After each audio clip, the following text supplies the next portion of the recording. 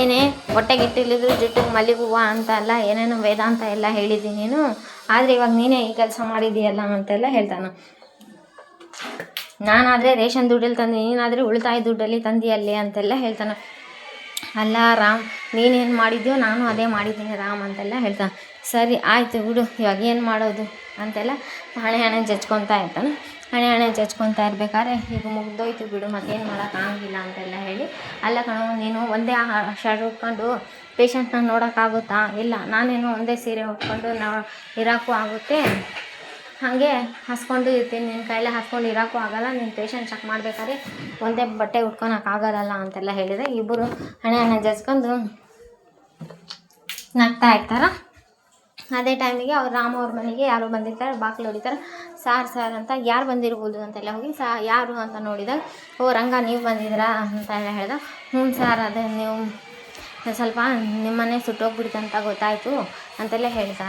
ಹೌದಾ, ಇರಲಿ ಬಿಡ್ರಿ ಅಂತ, ಅವತ್ತು ನನ್ನ ಮಗ ಮಧ್ಯರಾತ್ರಿ ಬಂದು ನಮ್ಮ ಮಗ ಹುಷಾರಿಲ್ಲ ಅಂದರೆ ನೋಡಿರಲ್ಲ ಸರ್, ಹಾಗಾಗಿ ನಿಮಗೆ ಹೆಲ್ಪ್ ಮಾಡಬೇಕು ಅಂತ ಬಂದೆ ನಾನು ಅಂತೆಲ್ಲ ಹೇಳ್ತಾರೆ. ಹೌದಾ, ಇರಲಿ ಬಿಡ್ರಿ, ನೀವೇ ಕಷ್ಟದಲ್ಲಿದ್ದರೆ ನಿಮ್ಮ ಹತ್ರ ನಾವು ಹಿಂಗೆ ಹೆಲ್ಪ್ ತೊಗೊಳೋದು ಅಂತೆಲ್ಲ ರಾಮ್ ಹೇಳ್ದಾನ. ಹಾಗಲ್ಲ ಸರ್, ನಾನು ನೋಡಿದೆ, ನೀವು ದಿನಸಿ ಅಂಗಡಿ ಮುಂದೆ ನಿಂತು ಮತ್ತು ಆಮೇಲೆ ಸೀರೆ ತೊಗೊಂಡಿದ್ದೆಲ್ಲ ನಾನು ನೋಡಿದೆ, ನೀವು ದಿನಸಿ ತೊಗೊಂಡಿಲ್ಲ ನಮ್ಗೆ ಗೊತ್ತಾ, ಹಾಗಾಗಿ ನಾನು ದಿನಸಿನೂ ತರಕಾರಿ ಎಲ್ಲ ತಂದಿದ್ದೀನಿ ಅಂತೇಳಿ ಕೊಟ್ಟು ಹೋಗ್ಬಿಡ್ತಾರೆ. ಸರಿ ರಾಮ್, ನಾನು ಬೇಗ ಅಡುಗೆ ಮಾಡಿ ನೀವು ಊಟ ಮಾಡಿ, ಪ್ರೇಮ ಹೊಟ್ಟೆ ತುಂಬ ಹಸಿತಾ ಇದೆ ಅಂತೆಲ್ಲ ಹೇಳ್ತಾನೆ. ಸರಿ, ಅದೇ ರೀತಿ ಹೊಟ್ಟೆ ಹಸಿತಾ ಇದೆ, ಊಟ ಮಾಡೋದು, ಬೇಗ ಅಡುಗೆ ಮಾಡಿ ಊಟ.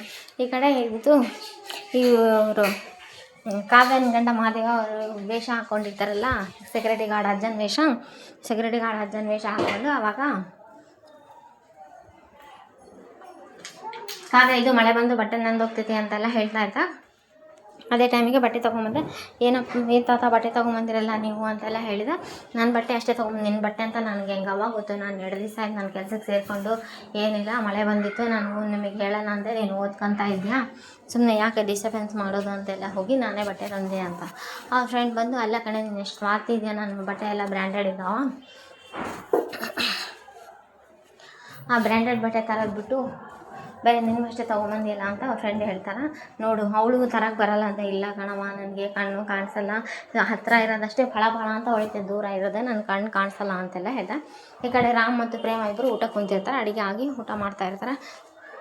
ಪ್ರೇಮ ಆಳ್ತಾ ಇರ್ತಾರೆ, ನನ್ನಿಂದನೇ ನೀನು ಎಷ್ಟು ದೊಡ್ಡ ಮನಸ್ಸು, ಕ್ಲಿನಿಕ್ಕು ಮನೆ ಎಲ್ಲ ಇರೋ ನೀನು ಈ ಸುಟ್ಟು ಬೂದಿಯಲ್ಲಿ ಇರಬೇಕಾಯ್ತಲ್ಲ ನನ್ನಿಂದ ಅಂತೆಲ್ಲ ಹೇಳಿ ಆಳ್ತಾ ಇರಬೇಕಾದ್ರೆ, ಅದೆಲ್ಲ ಏನಾಗಲ್ಲ, ಸುಮ್ಮನೆ ಇರು, ದೊಡ್ಡ ಕ್ಲಿನಿಕೇ ಇರಬೇಕಂತ ಏನಿಲ್ಲ, ಮನಸ್ಸಿಗೆ ನೆಮ್ಮದಿ ಶಾಂತಿ ಅಂತ ಇದೆ ಎಲ್ಲ ಬಿಡು ಅಂತ ಇಲ್ಲ, ಒಂದು ಸಮಾಧಾನ ಮಾತಾಡಿ ಊಟ ಮಾಡಿಸ್ತಾನೆ. ರಾಮ್, ನೀನು ಹಂಗೆ ನನ್ನ ಜೊತೆಗೆ ಇದ್ದರೆ ಎಂಥ ಯುದ್ಧ ಆದರೂ ಯಾರೇ ಬಂದರೂ ನನ್ನ ಎದುರಿಗೆ ನಾನು ಗೆಲ್ತೀನಿ ರಾಮ್ ಅಂತೆಲ್ಲ ಹೇಳಿ ಅಲ್ತಿರ್ತಾ. ಹಾಗೆ ರಾಮ್ ಊಟ ಮಾಡಿಸ್ತಾ ಇರ್ತಾನೆ. ಈ ಕಷ್ಟ ಎಲ್ಲ ಜಾಸ್ತಿ ದಿವಸ ಇರಲ್ಲ ಪ್ರೇಮ, ಕಷ್ಟ ಎಲ್ಲ ಮುಗಿದೋಗ್ತಾಯಿದೆ ಅಂದರೆ, ಹ್ಞೂ ರಾಮ್ ಅದಂತೂ ನಿಜ ಅಂತೆಲ್ಲ ಹೇಳಿ ಊಟ ಮಾಡ್ತಾ ಇರ್ತಾರೆ.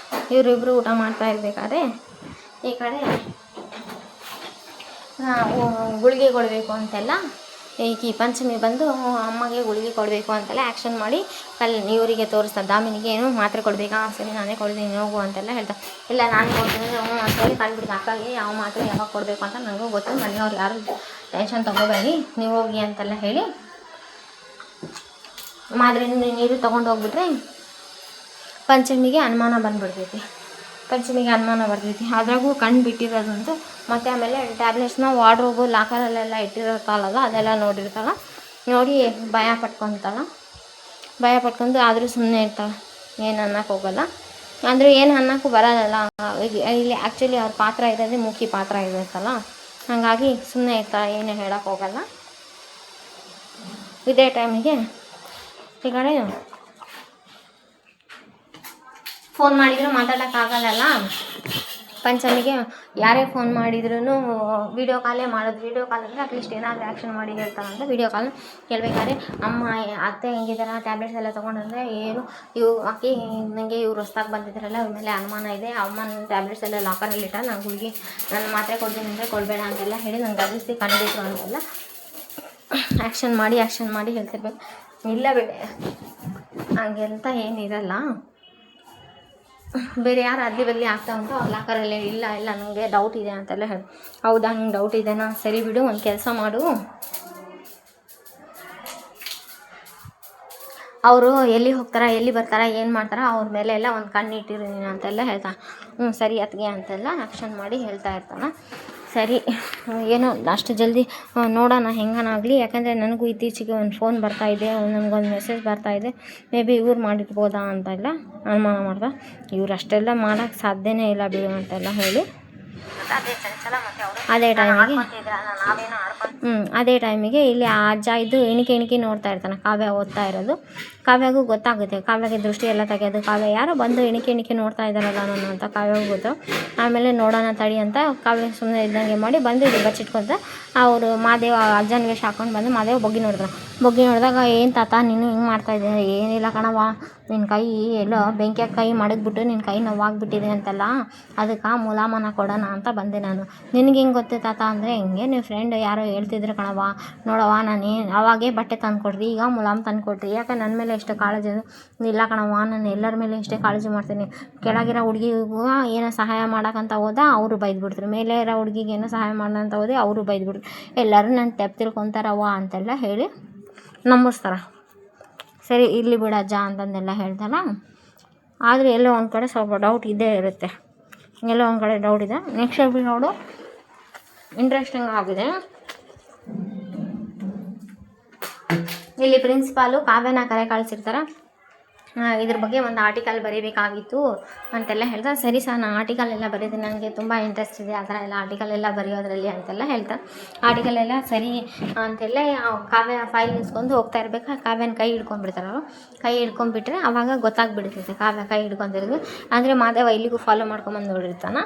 ಆಮೇಲೆ ಅದು ನೋಡಿರ್ತಾನಲ್ಲ, ನಿನ್ನ ಮೇಲೆ ಕೈ ಮಡಗಿರೋ ಆ ಪ್ರಿನ್ಸಿಪಾಲ್ ಕೈ ನಾಳೆ ಇರೋಂಗಿಲ್ಲ ಕಣವ್ವ ಅಂತೆಲ್ಲ ಹೇಳಿ ಪ್ರಿನ್ಸಿಪಾಲು ಮತ್ತು ಅವ್ರ ವೈಫು ವಾಕಿಂಗ್ ಹೋಗಿರ್ತಾರೆ ಮಾರನೇ ದಿವಸ ಪಾರ್ಕಲ್ಲಿ.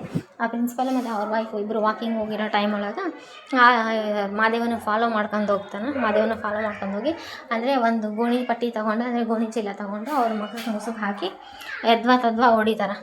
ಕೈ ಮುರಿಯೋದಿಲ್ಲ, ಕೈ ಮುರಿದು ಬಿಡ್ತೀನಿ ಅಂತೆಲ್ಲ ಹೇಳಿ. ಇದು ನಾಳೆ ಎಪಿಸೋಡ್ ಆಗಿರುತ್ತೆ. Please like, share, comment, subscribe. Thanks for watching my channel.